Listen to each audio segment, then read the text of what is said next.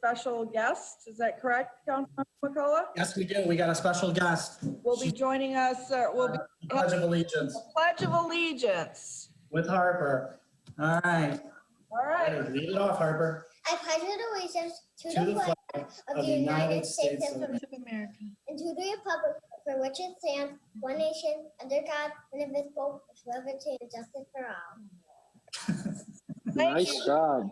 Thank you very much. That was outstanding, Harper. We really appreciate that. Great job.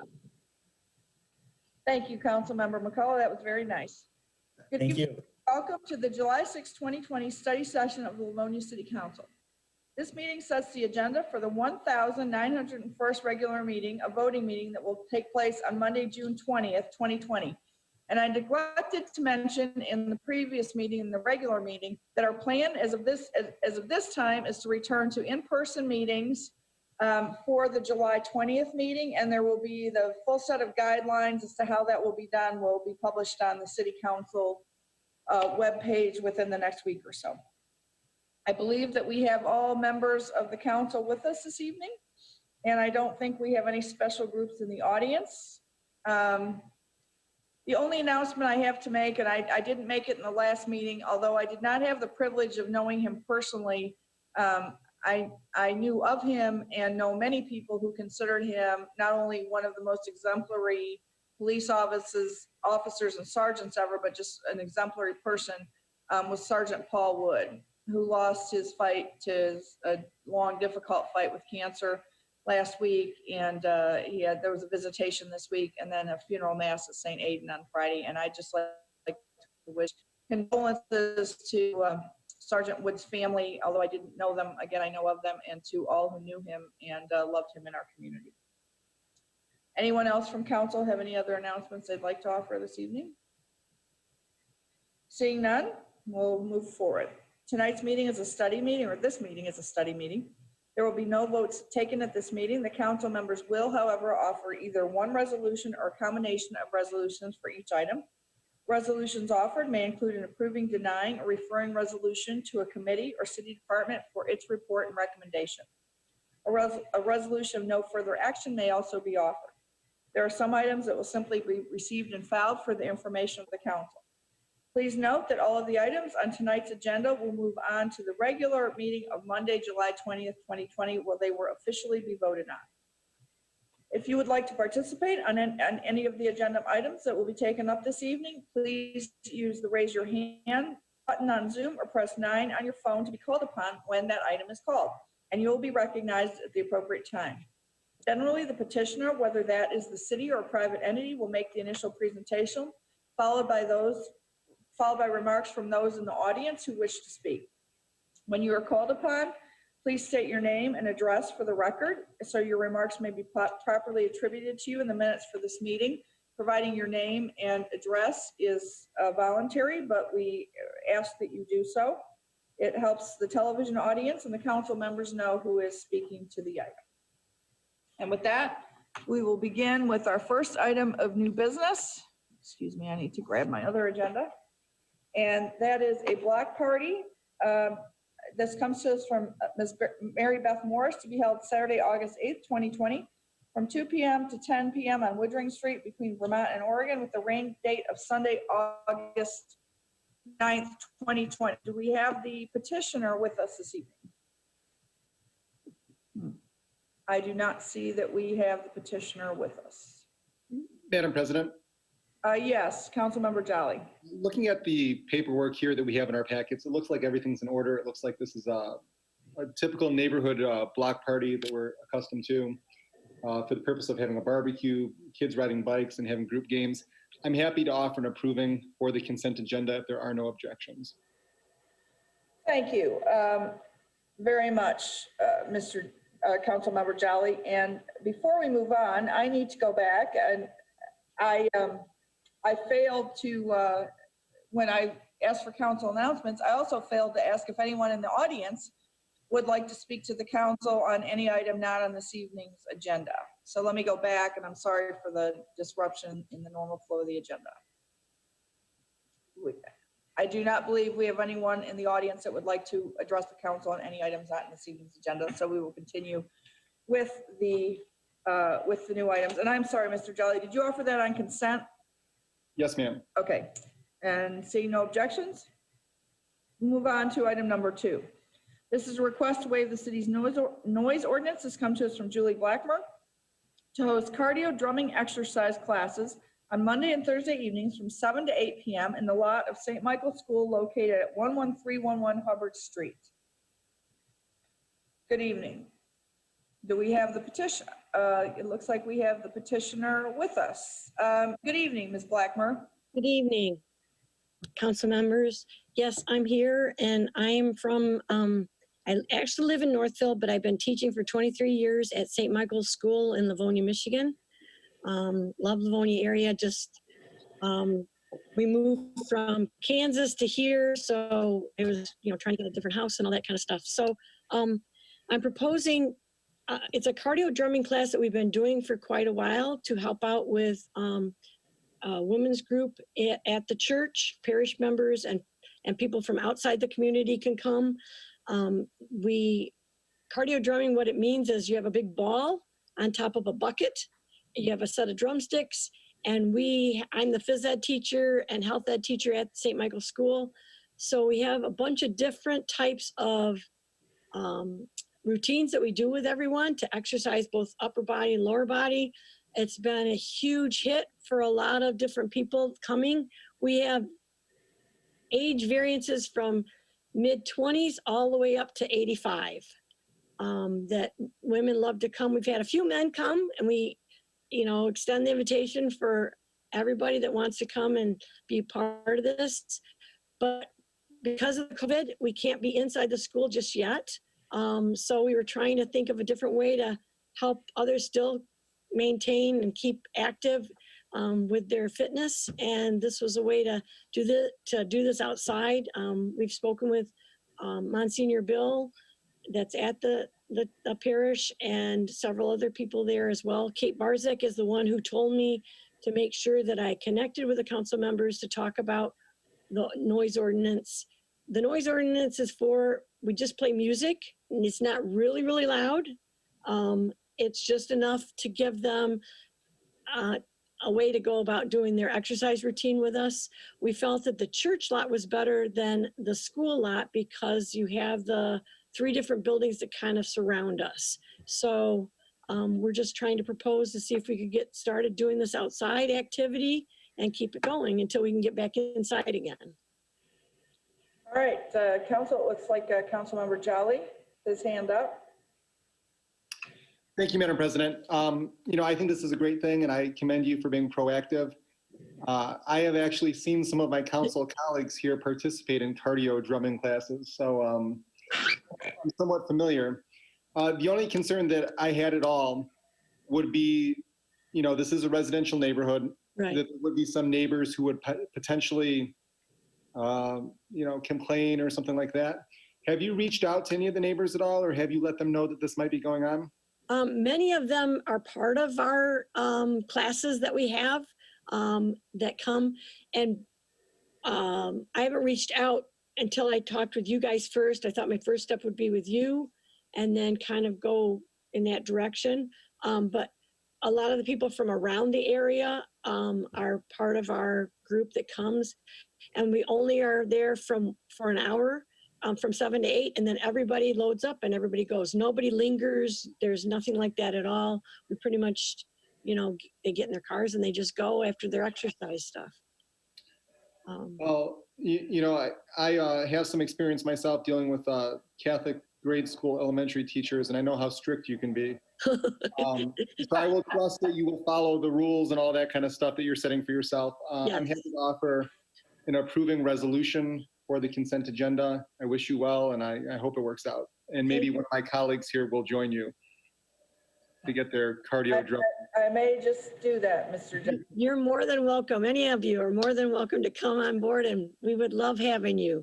I am, as Mr. Jolly suggests, an avid cardio drummer. Yay. I see that Vice President Barr has his hand up. Vice President Barr. Yeah, I have a question through the chair to Mr. Bernier, if I may. We waive these noise ordinances, Paul. Is that for an indefinite period, or do they have to be renewed every so often? Most of the ones we do are for a specific date or weekend. The few ones that I've seen since I've been city attorney, that's over a continuing period of time.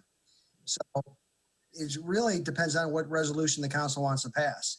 To do it through a period of time, we can restrict it, say, till September, or, you know, for a weekend. It's kind of up to you. Yeah, well, thanks for clarifying that. Because that's what I noticed here too, that it didn't have a time limit. And Ms. Blackmerre, just to tell you, I don't have an issue with it. And I think with the time of day it is, I like what you're doing. With the time of day it is, I think it's fine. And normally I would, with this kind of thing, like Mr. Jolly alluded to, I would prefer that you had reached out to the neighbors ahead of time. This time I'm not really concerned about it because you're doing it at a school. My guess is there's school events over there that create at least as much commotion as this does.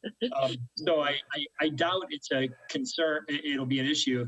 That being said, I think it may be wise to put a time limit on this one in the event that this does go longer than what we thought. And if it does become an issue, that we just have we have a process there to reassess it. So I'd offer to see, how do we do this in a study meeting? Do I offer another? I guess I'd offer resolution approving like Jolly did, but with a year time limit on it. At which point Mrs. Blackmerre could come back and we could consider at that time, if necessary, whether to extend it and perhaps even indefinitely. Just a minute, I see Council Member Toy that you'd like to speak. So, Mr. Bernier, are you, or not Mr. Bernier, Council Member Jolly, are you amenable to adding a 1-year period to this noise waiver?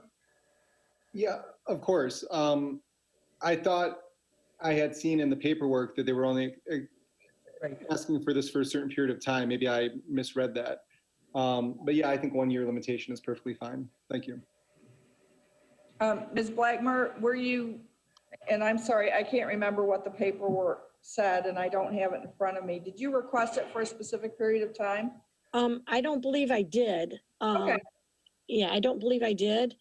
We were hoping, our goal is that once we get going with school and things start opening up, we have the cafeterias where we normally are, and if the cafeteria isn't available, then I flop to the gym opening. So we have different things available in the school once everything kind of goes back to normal, as normal as it can be, I guess. All right, so we will add a 1 year. That's acceptable. Council Member Toy. Thank you very much. I don't want to belabor it, but I appreciate Scott asking that, because I thought what you had said, Julie, was that you, because of the virus going around, this was a temporary fix to it. What part of the parking lot are you using? In the very back there or to the side, or? It's the church lot. It's more toward, there's like, there's the convent is one building. Then Yep. there's the rectory. Okay. That backs up to the lot. We're kind of in between those buildings right there, so that everybody is facing more of where the convent is. Sure, sure. That way we're not really spread out more so.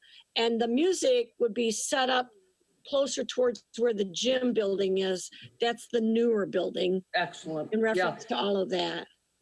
It I sounds wanted like- to make sure that the music Mhm. had the buildings around it so that it's not like filtering out really loudly, but it has some filters within the use of the buildings. It sounds like it would be a good exercise too for anxiety and mental well health. Oh, yeah. Yeah. Pounding that thing.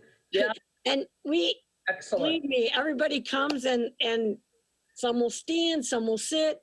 It's whatever makes them feel more comfortable. And we go through a lot of different things with them about how to help themselves. And we do a lot of stretching things before and after to kind of keep them feeling more comfortable with what's going on. But it's been a Super. really Well, fun. much success to you. Yeah, thank you. Thank you, Madam President. I have one more question. What happens after this? Do I wait till that next meeting, or Your waiver will be approved, the waiver of the noise ordinance will be approved at the next meeting, providing the consent agenda is approved, which it always is. I mean, Okay, almost always is, unless somebody calls out this for us to remove from consent. That usually doesn't happen, especially with things that are not controversial like this. So since you know that we are in the process of giving this approval, this would be a good time to talk to the neighbors. okay, all right. Thank you so much. I will do that. Thank you all very, very much. Councilmember White has something to say.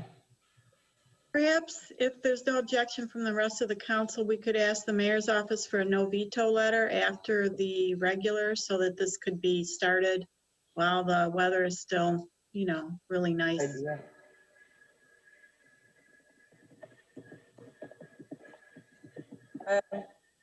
Yeah, that's fine.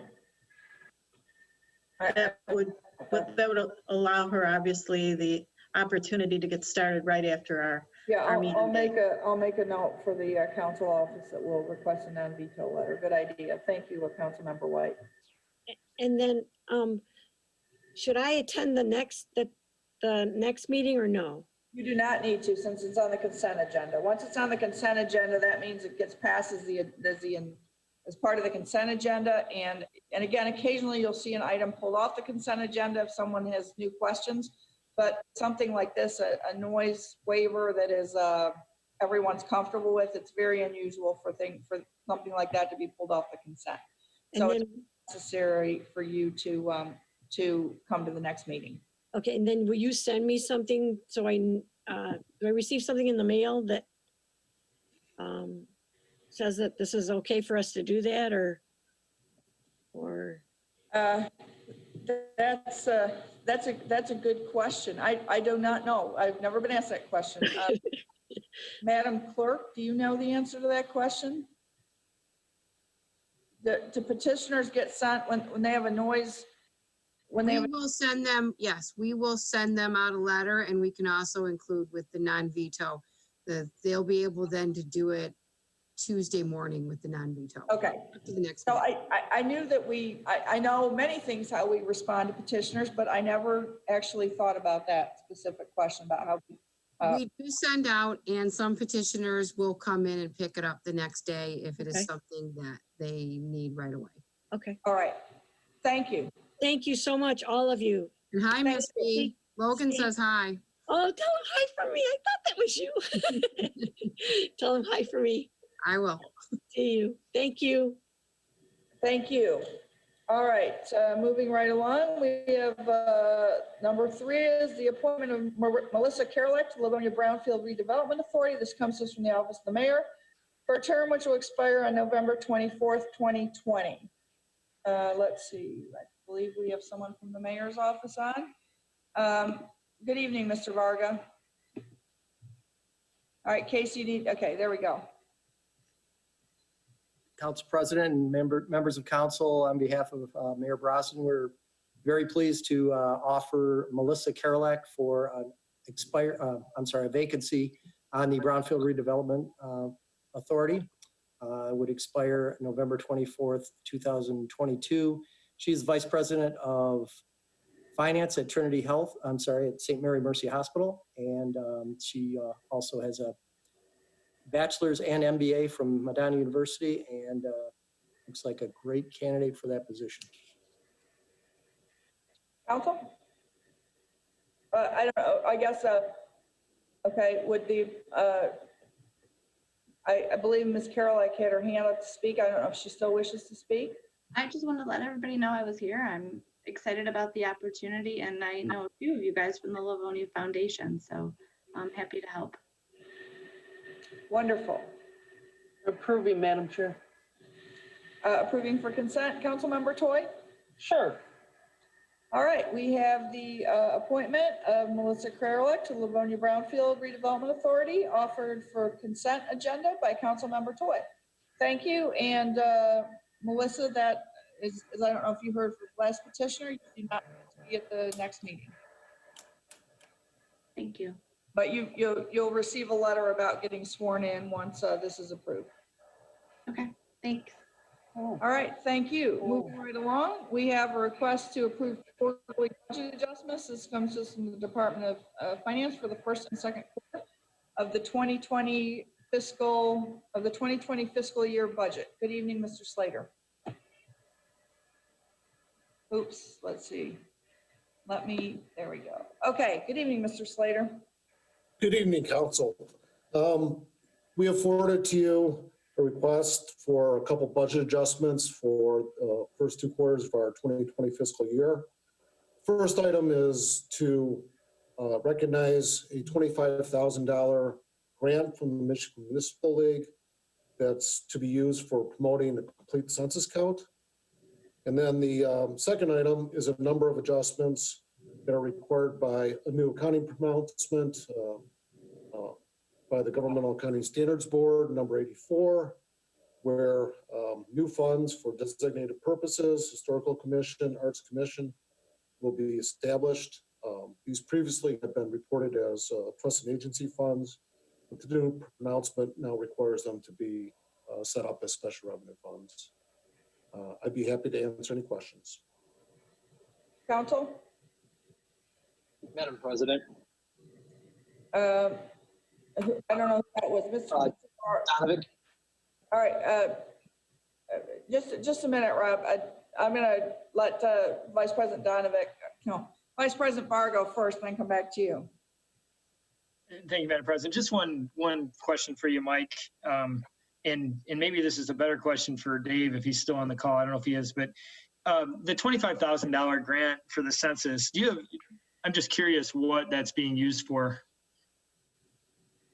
Anticipating this question might come up, I spoke with Mr. Varga this morning. Very good. I knew a little bit about what it is, but probably the 3 biggest areas are in the areas of the signs that are out in the lawns, some Facebook ads, and then there was a targeted phone campaign for the areas of the city where we were seeing lower response rates. Okay. There's some other smaller items, but those were the big 3. Okay, and thanks for clarifying that. I was just curious. I don't have an issue with the, I mean, this is fairly routine. I know Rob still wants to ask a question, but I'll offer an approving for consent if there's no objection. Mr. Donovic, Councilmember Donovic. Yes, Madam President. Vice President Barr asked exactly the question that I was asking. So thank you. All right. Offer for approving Councilmember Toy. Madam Chair, I appreciate the explanation. $25,000 is money being spent on a campaign by this city. And I apologize, I don't have the breakout of the paperwork to see where we bought the signs from, where we're doing some of the other things that were just explained, if we're doing a mailing.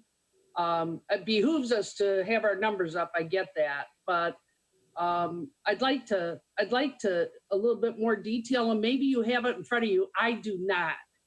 I think those kinds of things are important, of what vendors we're using on that kind of thing. Not to say there's anything wrong with it. It's just the more information we have when we're questioned out in the community, you know, then we do have answers, and perhaps it's in the packet and I just don't have it.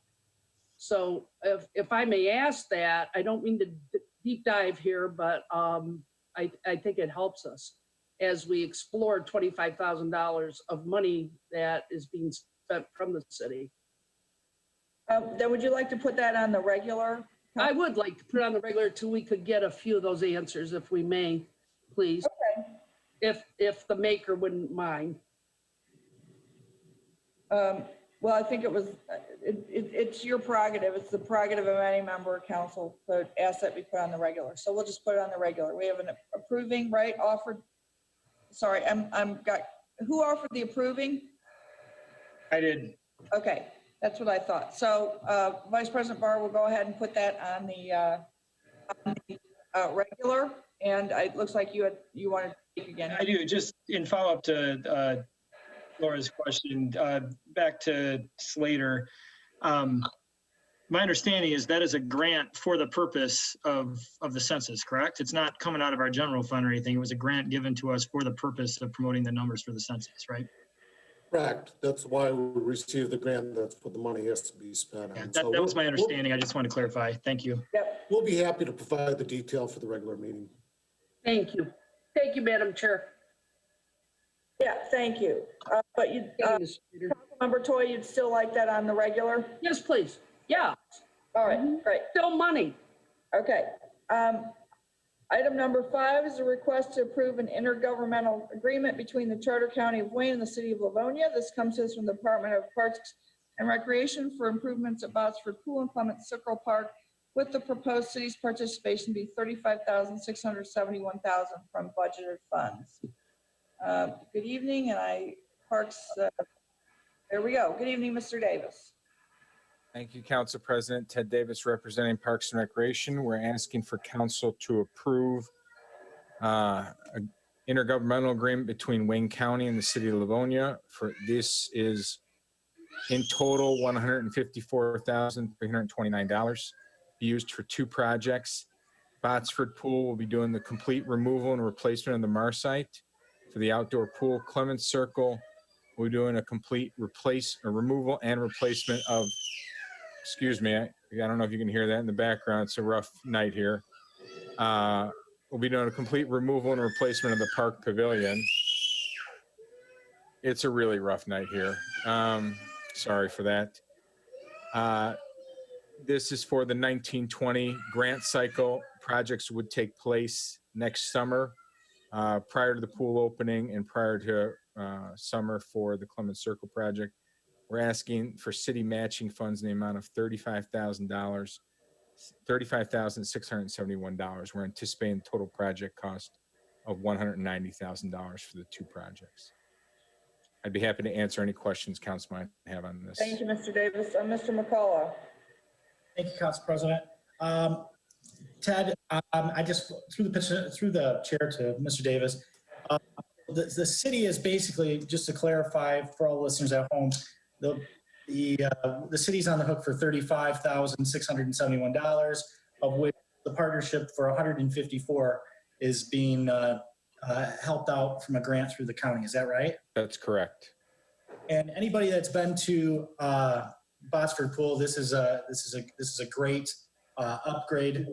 And whoever's been to Clements Circle Park, I'm familiar with that pavilion. This will be a great amenity to pair with the incredible play structure there. So I will have no approval. I have no problem throwing an approval for consent. Thank you. Mr. Jolly, Councilmember Jolly. Thank you, Madam President. I think it's a good thing that Mr. Davis has had an opportunity to build up his patient level dealing with all of us. This relationship that we have with Wayne County has been something that we've benefited greatly from over many, many, many years. If you look throughout our park system, oftentimes you'll see placards that say this is work of the county and the city working together to beautify the city parks. I commend Ted and his staff for, seeking the grant money, getting the grant money, and also probably our county commissioners as well for helping to receive that grant money. Mr. Kniezek and Ms. Terry Marecki as well. Thank you. Vice President Barr. And thanks. Ted, we just did some major improvements at Botsford 2 years ago, I think, 2 or 3 years ago. Was that just for the equipment? It was for equipment. If you haven't been there, we did add a climbing wall and we added a water play feature. Those were significant upgrades to that site and improved the usability of that, because before that it was simply, a 1970, 6-lane, 50-meter pool, shallow to deep. So we did add some play features to that area. And this will actually make the comfort level and usability of it even more with the Marsite replacement. Okay. Yeah, I wanted to clarify because I knew that was there because I have been there. I just couldn't remember if it had only been that or if other improvements. I was just surprised to see Botsford Pool come up again. But we also did the bathhouse as well. I'm sorry. Oh, okay. Okay. All right. Thanks for clarifying. Yeah, I don't have an issue with it. Thank you. Thank you. I would, there is something, I know we have it on consent, but I would like to clarify something. If I recall correctly from my paperwork, this isn't grant money. This is Wayne County Parks millage money that our county commissioners and Terry Marecki was very involved, I believe, in this particular item of getting this millage money. So it's not, I know it's a small issue, but I don't believe it's a grant money. I believe it's millage money. And again, thank you to Commissioner Marecki for shepherding this. And we're certainly happy to have Commissioner Kniezek aboard and know that he is continuing with the good work that and working with Terry Marecki and helping us to get as much money as we can back out of Wayne County. We're generally a donor city to the county, and we receive generally less than we put in, and it's always appreciated when our commissioners go to bat and are able to get significant money for programs and projects in Wayne County. So thank you. All right, moving right along, we will go to item number 6. This is a request to authorize appropriation and amend contract with GRANITE INLINER LLC, aka formerly known as Liquid Force Services Incorporated. This comes from the Public Service Division to provide payment for the required sewer system rehabilitation improvements and increase in amount not to exceed $1 million for fiscal year 2020 to cover 2 emergency sewer repairs from the unexpended fund balance of the Water and Sewer Fund. Let's see, I don't, Mr. Rushlow, are you covering this evening, it looks like? Good evening, Mr. Rushlow. Hi, good evening. Yes, can you hear me okay? Yep. All right, let me see if I can, oh, we're just doing the audio. Okay, no video, no problem. Yeah, thank you, Council President McIntyre, and good evening to the rest of the council. So this item, as Council President had introduced, comes from the department. We had 2 emergency sewer repairs in the area of Norwich and Rayburn Streets, where the sewer pipe had been totally collapsed, and there were a couple of small sinkholes that formed, which is why we knew that there was something going on and took a look at that pipe to see what the issue was. Since that time, actually since the time that we wrote this letter, which was dated June 10th and sent to you for this agenda, we actually had found another small sinkhole in a different area nearby in the same neighborhood. And we have since temporarily stabilized that sinkhole, but have not repaired that pipe yet. So after repairing those previous 2 collapsed pipes, those particular sections of sewer were relined from manhole to manhole. And due to the nature of the pipe failures that we saw there and the extent of the deterioration in the pipe, the department decided to conduct a sewer video inspection of the remaining pipes in the subdivision to assess the condition and identify if there's any further actions needed or any other areas of concern. So those video inspection reports that we reviewed in detail showed that there were in fact similarly poor structural condition pipes that were in dire need of repair to avoid any further sewer failures. So with that, we're coming before you tonight after doing that evaluation and asking and bringing a recommendation to perform emergency sewer lining in those areas.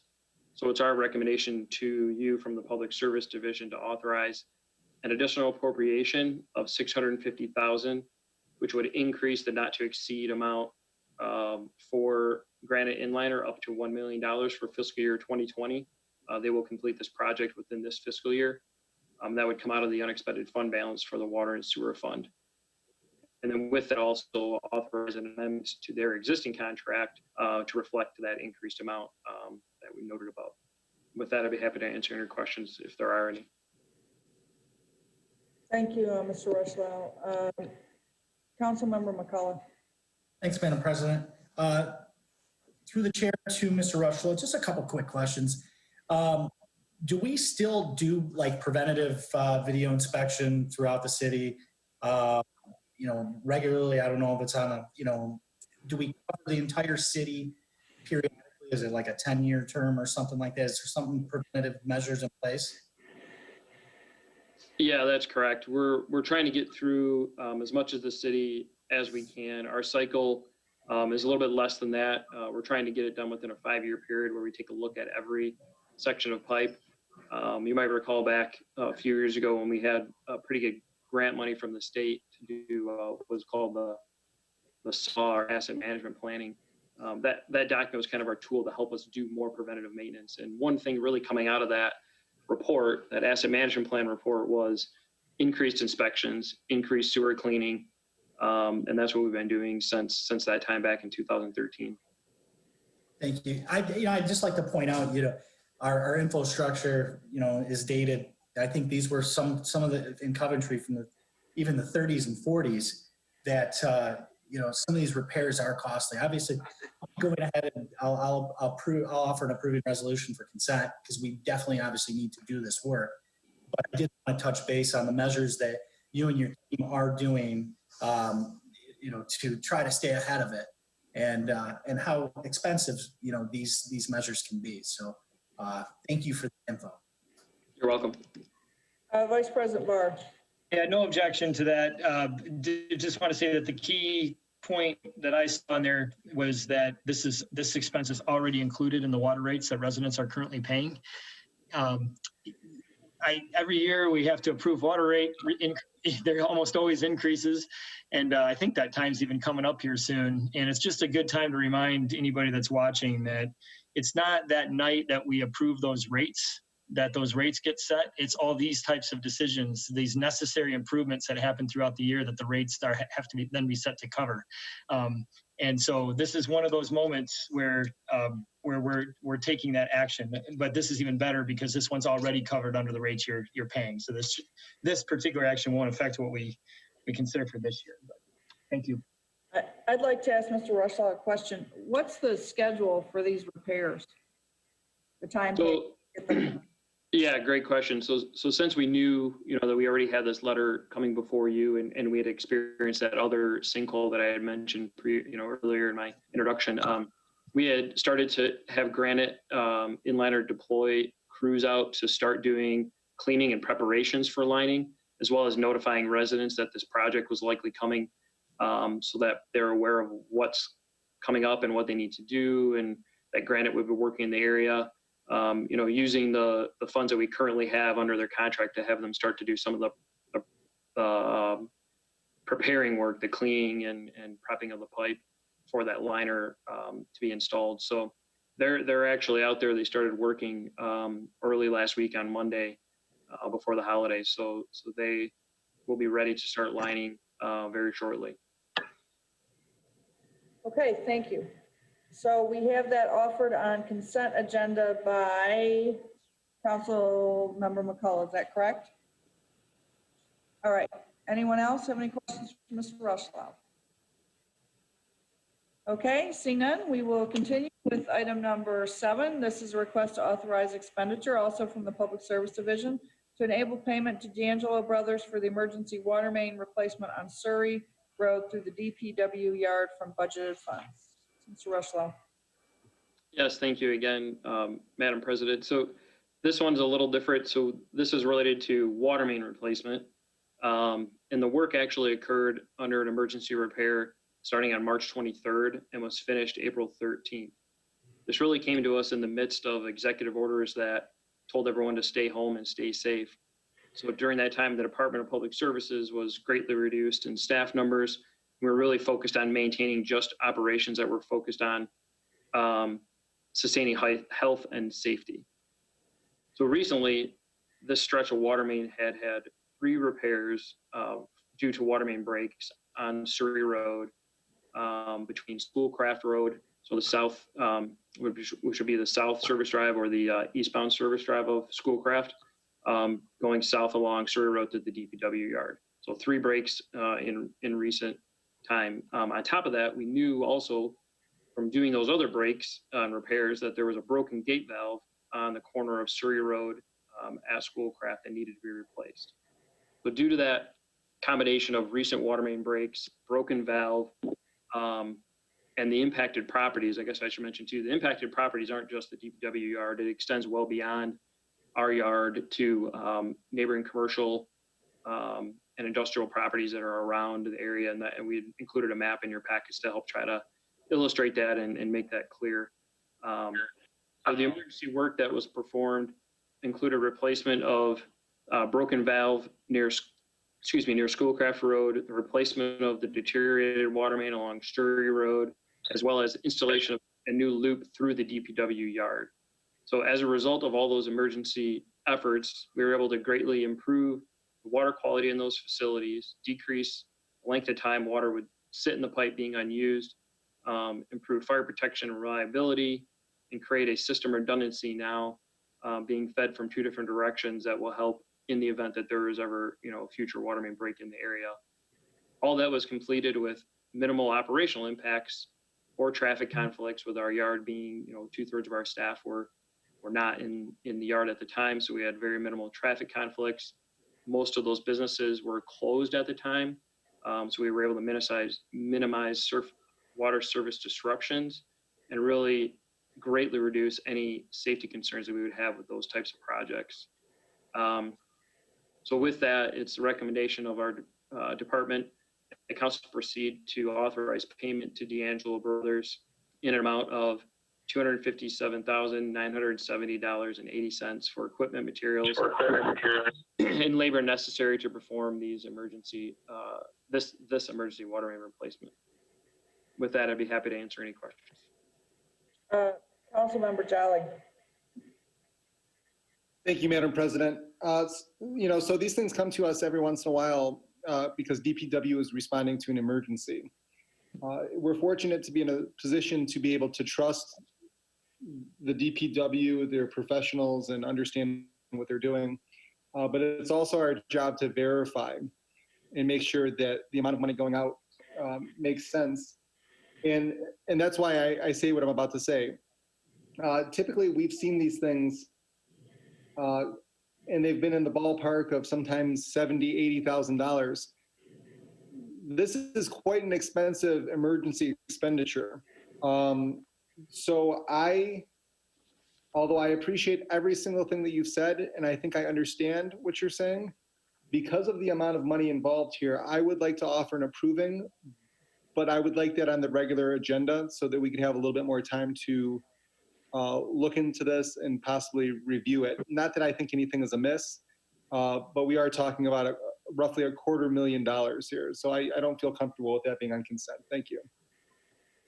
Thank you, Councilmember Jolly. Mr. Rushlow, I have a question. How does this work get coordinated with the engineering department of our city? Well, this particular project being done under an emergency, we're informing engineering and keeping them in the loop of what's occurring. There's no direct engineering work involved since it's more of an operational maintenance type project.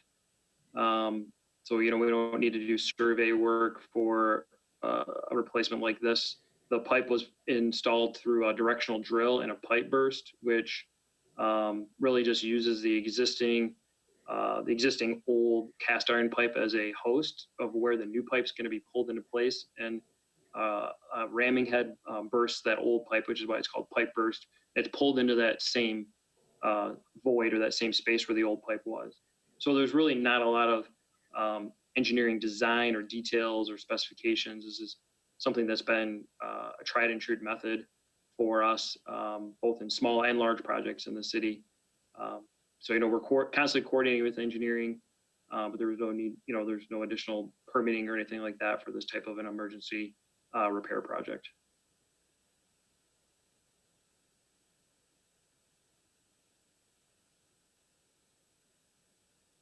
Mute myself. Okay, I was going to mute myself. But you still need to coordinate with the engineering department, correct? Yes, absolutely. All right. Councilmember Toy. Thank you very much, Madam President. If I may to Mr. Rushlow. Mr. Rushlow, is part of the expense, was it on a weekend or something? I know people were furloughed or laid off in the city, but is that part of the expense? As Councilman Jolly said, you kind of need a little bit of an explanation. I know when pipes break, it's an awful expensive kind of venture, but this seems a little much. Yeah, so as backup with the letter in your packet, we had included all of their invoicing, which includes their hours, whether they're straight time or overtime. It doesn't specifically say weekend work, but there usually is overtime. And typically just because the contractors, especially this time of year, they like to work dawn to dusk. They want to get as much done in a day as they can when they have daylight to work. So they're working usually some overtime in there. And that's built into their contract, that we have with D'Angelo for emergency repair work is that fee. So this project was a little bit bigger than most that we would normally see for an emergency, just a spot repair, because we were replacing a large section of pipe. That stretch along Surrey Road was about 1,000 feet of pipe. Wow. So that's why you're seeing a higher cost for an emergency repair, but it's because there was more pipe to replace than we would typically do in a small quick repair. And also the duration of time shows that it was from March 23rd to April 13th when the work was completed too. So there's, If we were to repair that, Mr. Rushlow, if we're able to, right? We're able to do those, right? Depending on the intensity of the work. I'm wondering to compare costs, if that's possible. Yeah, no, that's a great question. For next time, you could have something like that ready for us. Yep, and the work that DPW does in the water department for repairs is really small spot repairs to stop leaks. We need to bring in a contractor to really install long lengths of new pipe, because that method that I mentioned, that pipe bursting that I kind of discussed and explained a little bit, we don't have that type of machinery to do that type of work. That's really a large production type piece of equipment that we don't do a lot of it, so we don't have the need to buy that type of equipment.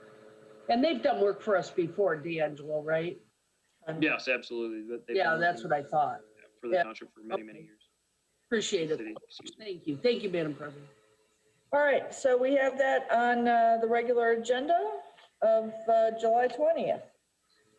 All right, number 8 is a site plan petition. This comes to us from the Planning Commission. This is in reference 2020-05-08-03, submitted by Soave Homes to renovate the exterior facade of the building located on the west side of Farmington Road between Linden Avenue and 5 Mile Road, 15195 Farmington Road, in the northeast quarter of Section 21.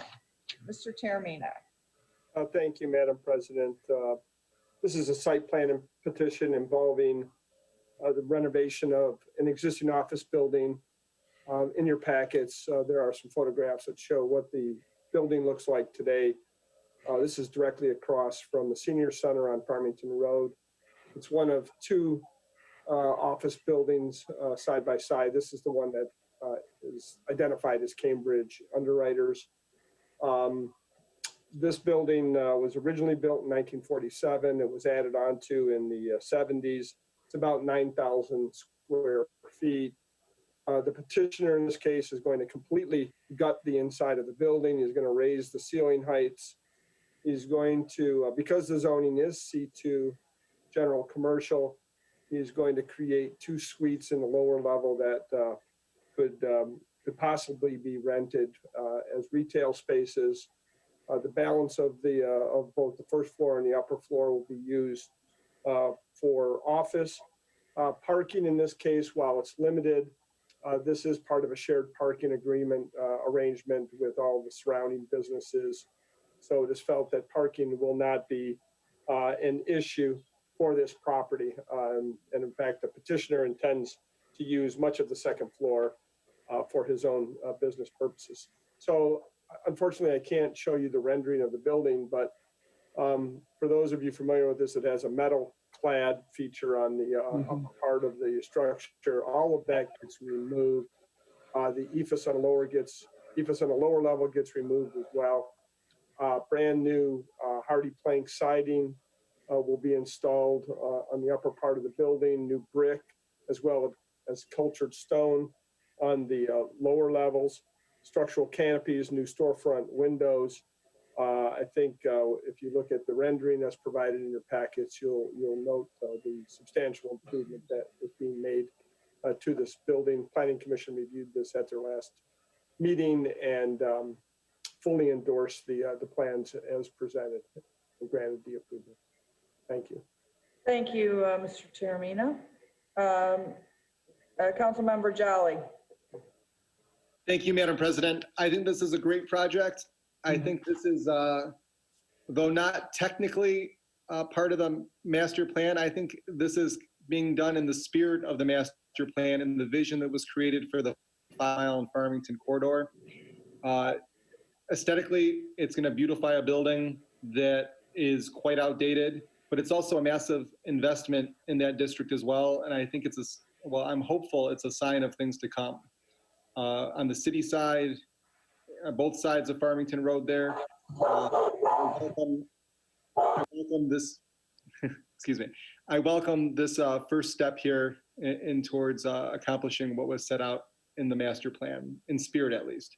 I'm happy to offer an approving resolution. I did, as I was reviewing this, speak to an architectural consultant that some of us may know for his insight, and I think he even said that he approved of it. I don't want to speak for him, but I think he liked it. So approving for consent for me. Thank you. Thank you. Councilmember McCullough. Thanks, Madam President. It's somewhat refreshing to see some development hit the packet, I must say.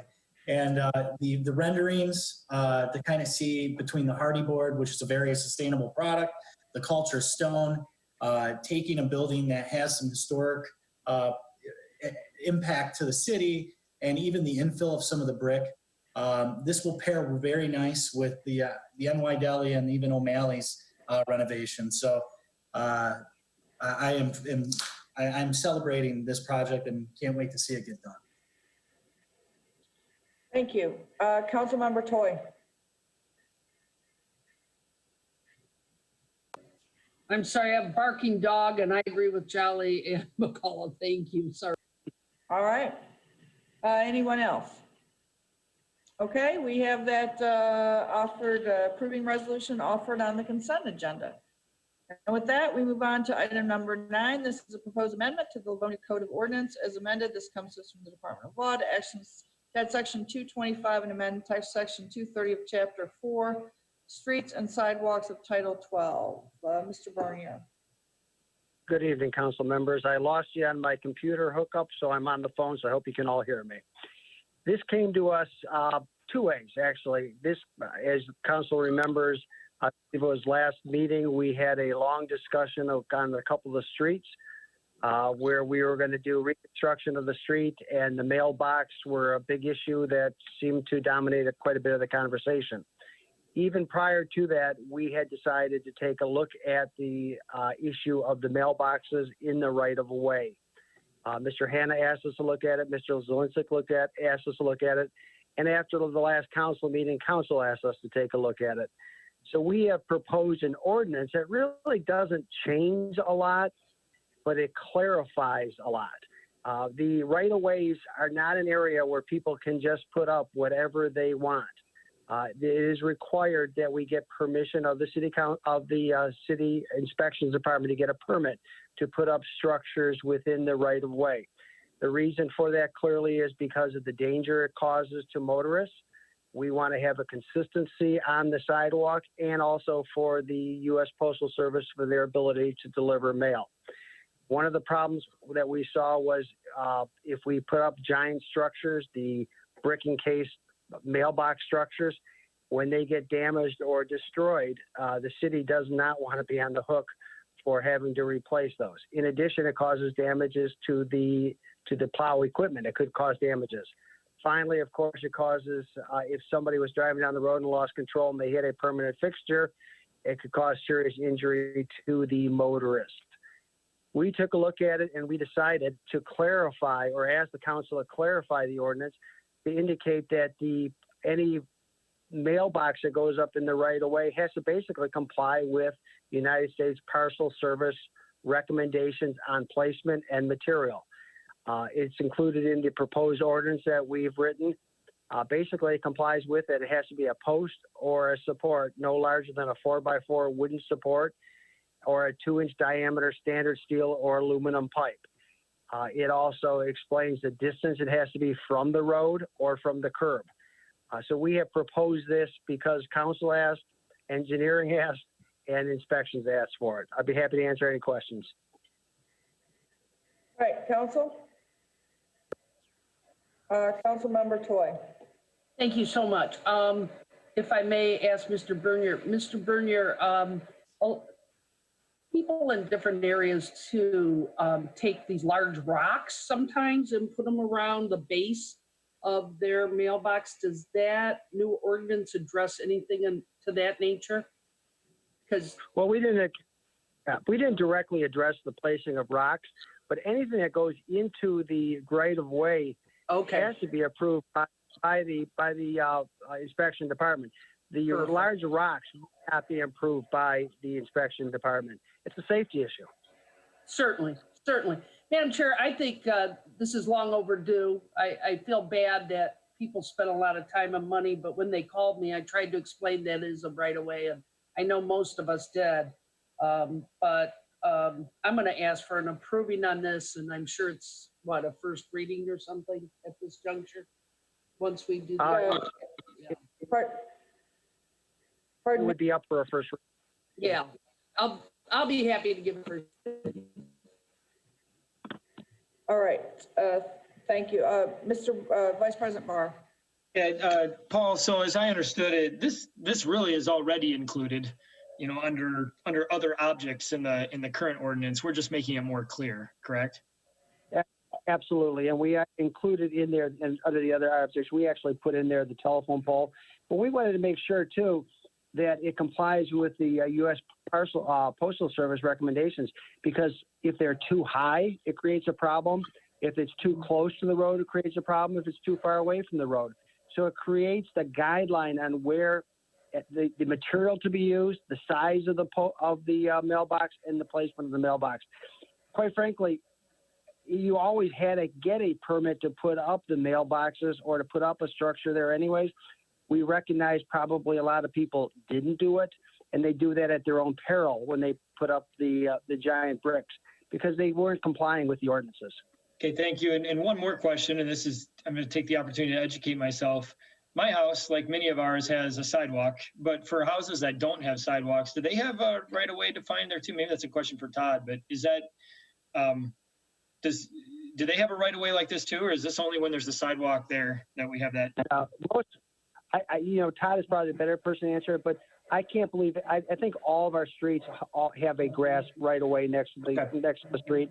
I don't think we have very many streets that the right of way ends at the pavement. But that's a better question to Mr. Zielinski. Okay, Todd, do you mind just confirming that?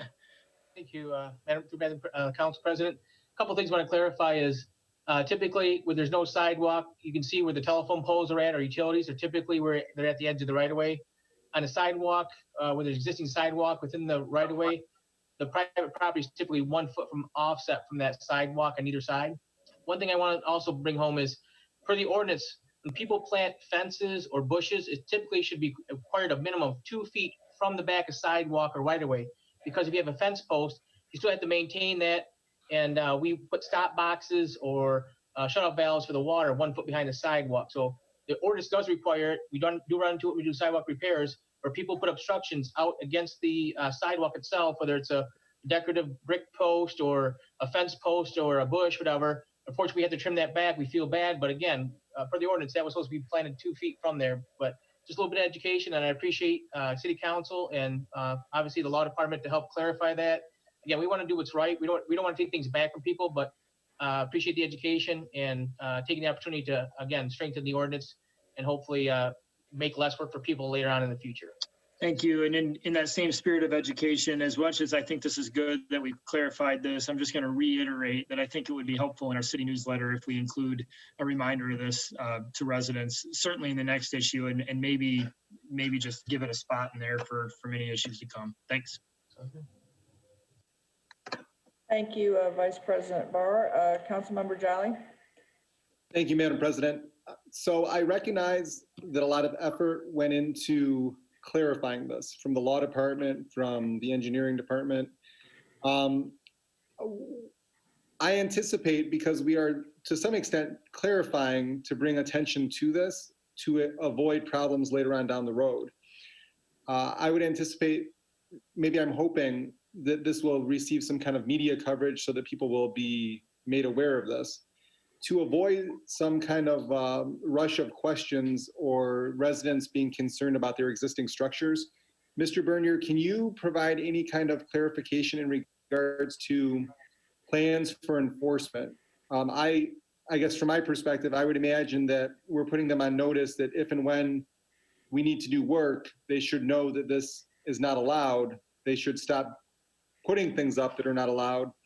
But are we going to go out and start enforcing, taking actions against these structures that exist where no work is currently planned?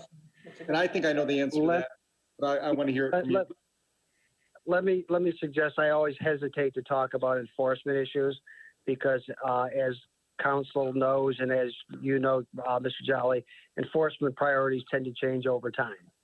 And I never want to go on the record of saying we will not or we will enforce this and this is the way we'll enforce it, because things change. However, I don't think the purpose behind this is to go out and tell people they have to tear down their currently the structures. I don't think there's any current plan or intention to do that. It's really so people don't put up any new items, and should the old items be torn down, the folks are on notice that we're not going to pay to replace their $700 mailbox that they put up there they shouldn't have had in the first place. I don't know if that answers your question or not, but I don't think there's no rush to going out and wanting to ticket people and have them torn down, but we certainly don't want any new ones going up. Thank you, sir. That's exactly what I anticipated you saying, and I'm glad you said it. Thank you. Councilmember Jolly, did you say that you hope this would receive media attention? Well, I guess we can always, you know what? We can dream. We can dream. Well, I mean, you know, the nuts and bolts of local government, this is a big issue. And we had it last meeting. We've had it throughout. I'm sorry. I couldn't agree more. It's been a long time since we've seen the nuts and bolts of local government sadly covered in the media, but they make a good point. And I think to Mr. Barr's point, we need to be very diligent, the city, and I don't know if Mr. Vargas is still on. I think we're asking the administration to be diligent in getting this information out through the city communication avenues. Anyone else? So let me go back. Let's see. We have we had an attendee who wished to speak, and now we don't have an attendee who wished to speak. All right. So we'll have a first reading of that. And anything else? Okay. I keep seeing an attendee who wishes to speak, and then the attendee puts the hand down. So I will go. If council doesn't have anything else, I will go back to the audience. If anyone from the audience would like to communicate with the council. Any item not on that we didn't cover on the agenda tonight? Seeing none, I believe with that we are adjourned. But before I adjourn, I want to thank everyone for being on tonight. I want to thank all the audience members. I want to thank Casey for doing another masterful job. Thank you, LivoniaTV. And a reminder that as of now, July 2020, we'll be back in person. So thank you, everyone. And also hope everyone had a great Independence Day holiday, and God bless our community. And we are adjourning.